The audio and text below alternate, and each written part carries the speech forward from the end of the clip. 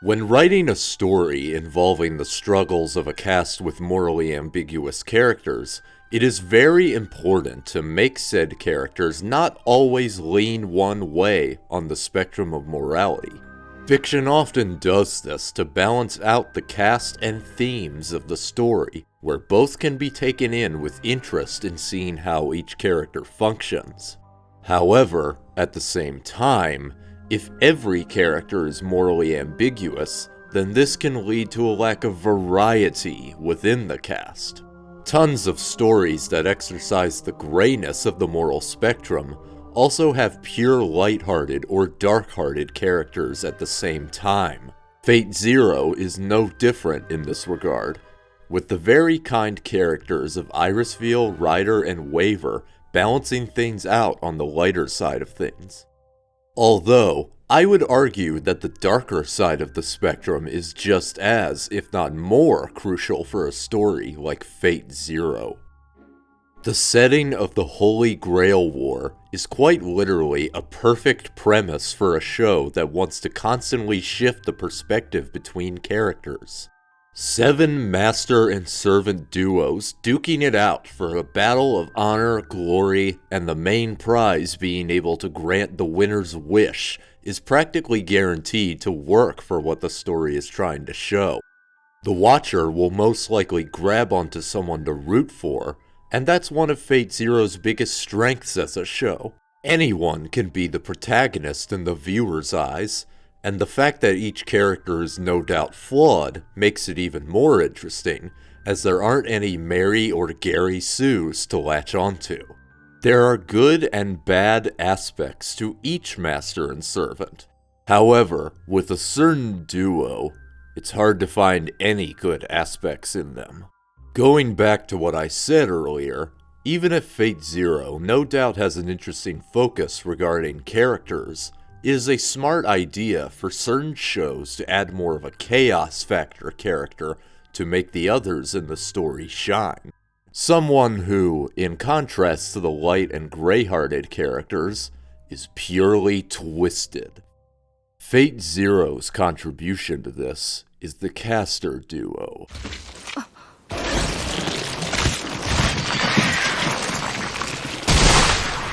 Terror, in its truest sense, is not a static state, but rather a dynamic one. It is the sublime moment when shining hope turns to utter despair. I want you to take me out and show me even cooler ways to torture and kill! In terms of structural importance, Castor and Ryunosuke are 2 of the most important characters in Fate Zero. Their horrific actions as the chaotic evil team shine light on all the other characters' beliefs and morality. Nobody is perfect in Fate Zero, as I previously mentioned, but the flaws of the other characters seemingly pale in comparison to a duo of child-killing psychopaths. But not only are they fantastic structurally, I also find both of them to be fascinating characters. There's a lot more depth to their sadism and ruthless actions than many give credit for, so I intend to discuss them.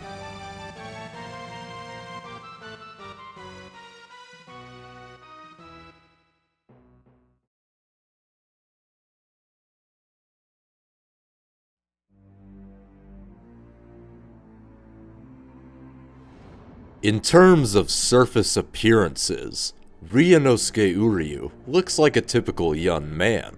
He has a steady job and lives his life normally for a man of his age. However, appearances can be deceiving, and this is the case when it comes to Ryunosuke. His disguise as a normal young man hides someone who is incredibly obsessed with death and suffering. His pursuit of death, combined with his artistic mind, leads him to start his newfound hobby of murder and torture. He views each person as a canvas, just waiting to be painted over with the tools at his disposal. While the anime adaptation of Fate Zero censors some of his actions compared to the light novel and manga, it's still made clear that Ryunosuke views murder as something wonderful, and wants to explore it more from the mind of an artist.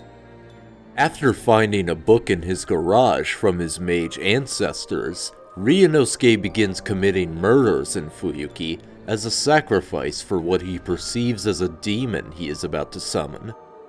However, what he ended up summoning was not a demon, but a servant that he would ideally use in the Holy Grail War.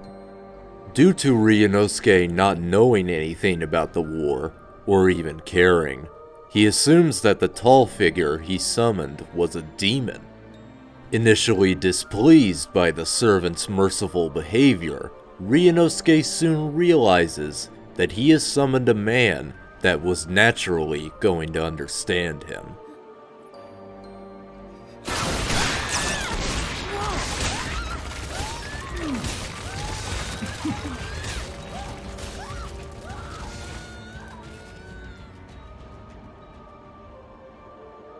Finally understanding exactly just what he has summoned, Ryunosuke stares and then shouts in delight as he discovers that he's summoned someone that shares his passion. Cool! You are awesome! You are the coolest thing ever! Okay, look, I don't know anything about this Grail crap, but from this moment on, I am with you. Let's go kill. I want you to take me out and show me even cooler ways to torture and kill.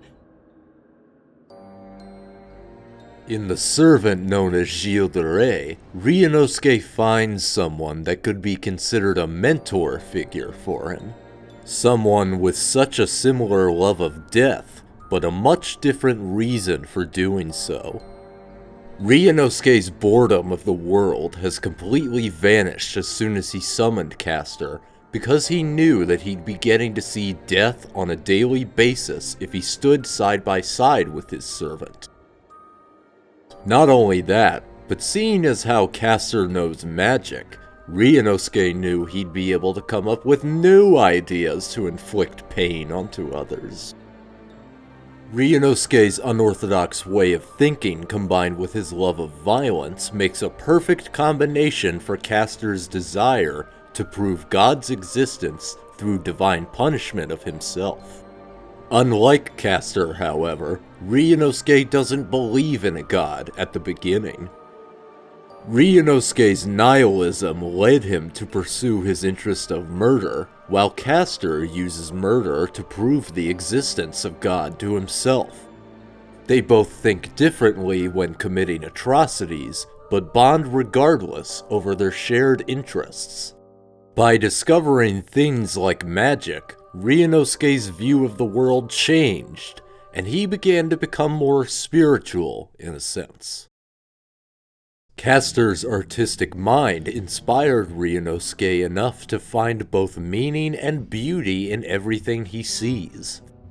Thus, when his art is destroyed by Ryder, Ryunosuke falls into a depression, wondering if God had decided to punish him for his actions.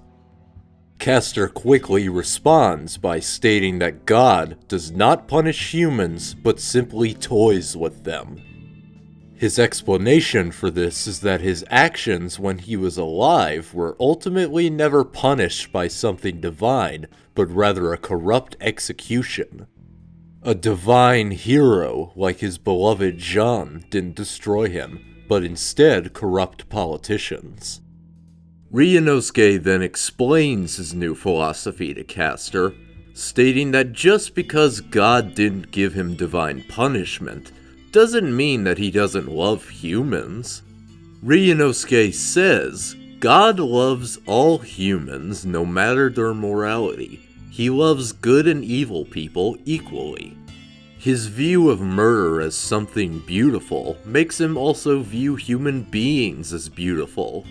So Ryunosuke states that God's love is everywhere, ironically becoming more of a pious man than Castor. This convinces Castor that God is just as wonderful and divine as he originally thought, submitting himself and Ryunosuke as people that God supports. In light of this, Ryunosuke's life was given meaning through death and through the beauty of existence. Ironically, he loves both life and death at the same time. Eventually, when Ryunosuke is shot by Kiritsugu, he then realizes why he loves murder. For years he had been trying to answer this question. Why was he such a fanatic about killing? When his skin was pierced by that bullet, he realized that he wanted his own death from the very beginning. He put himself close to it every day because he subconsciously wanted to die, and this was just his way of finding out. Finding his own blood to be a beautiful sight, Ryunosuke smiles brightly as he enjoys his own death just as much as he did the deaths of others.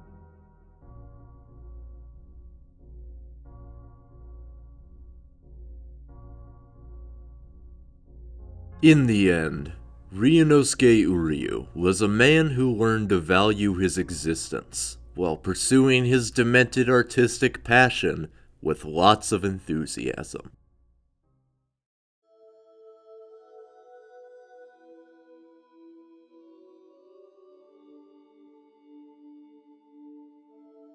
Born into French nobility, Gilles de Rais was a devout and righteous man brought up in a heavily Christian dynasty that dictated his worldview. When he entered the military, the young man had met the love of his life on the battlefield beside him, a woman known as Joan of Arc. Jeanne was a devout woman as well, claiming herself to have been chosen by God. Gilles is the man who believes what Jeanne says the most, and subconsciously attributes Jeanne's existence to his belief in a God who loves humanity. However, this belief doesn't last. Once Jeanne is burnt at the stake by the Holy Church of England, Gilles falls into a depression and begins to question everything he's ever known and believed. In his mind, God had betrayed him. In trying to find answers as to how or why God would punish a woman as beautiful and as holy as Jeanne, Gilles begins to fall into a hole of depravity that he will never escape from. Since Gilles needed to prove to himself that God is righteous and cares for humanity, he would become the absolute worst of humanity. He began practicing the occult and started his killing spree of the most innocent and precious things he could find: children. In doing these unspeakable things to these children, Gilles expected some form of divine punishment to crash down on him for doing these unholy things. He expected a dazzling hero to kill the villain he became, to prove the existence of a God who cares for good people. But nobody came. In the end, it was not God that destroyed me and took away my life, but rather the selfishness of my fellow man. The church and the state executed me, not for anything wrong that I had done, but because they coveted my wealth and my lands and wanted to take them from me and make them their own. What brought an end to my evil deeds was far from judgment. It was simple theft by a pack of criminals. Instead, the filthiest people that Gilles could think of were the ones that executed him, and not for the reasons that he would have wanted. The complete opposite, in fact. Gilles de Rais died a man whose belief in the religion he was indoctrinated into caused a downward spiral of both his sanity and his record as a former French hero of the military, dying with all of his beliefs trampled upon as he's hung like a pig by the church he was once loyal to. When summoned into the Fourth Holy Grail War, however, Gilles is blessed with a master who shares his same interests. They're so ecstatic in meeting each other that they don't immediately participate in the Grail War, and instead spend time killing people. While initially distracted by his desires, Castor, in discovering the other servants, is believed to have been given a new purpose for living. My wishes come true. What do you mean by, wish come true? Look at her! The answer to my prayers! Her extraordinary face! Her strong and noble bearing! She is none other than the maiden of my dreams! The one perfect woman in the world! Mistaking Saber for his deceased love, Castor begins to believe that he has already been chosen by the Holy Grail, since his dream has come true. Once Saber admits to him that she isn't Jeanne, Gilles begins to believe that God has made her lose her memory. He completely disregards the fact that Saber is in fact Arturia Pendragon, and not the woman that he is in love with. To prove to his beloved Jeanne that God doesn't care for humanity, he plans to increase his sacrifices in hopes of breaking her spirit. This only angers Saber, however, and immediately makes her want to slay him. Once Castor is defeated by both Saber and Lancer, and their hideout is destroyed, the duo's faith is tested to its limit. In a single conversation between them at the darkest point in their career of slaughter, his beliefs changed entirely. Thanks to Ryunosuke, Gilles starts to view God as a grand puppet master who loves the work that the duo is providing him, in contrast to him wanting to be punished by the just God that he originally envisioned. Now Gilles believes in a God that enjoys murder as much as him. This is because God was always an excuse. In his mind, he could justify any of the atrocities he has committed, as long as the God he worshipped was involved somehow. God was a scapegoat for Gilles de Rais.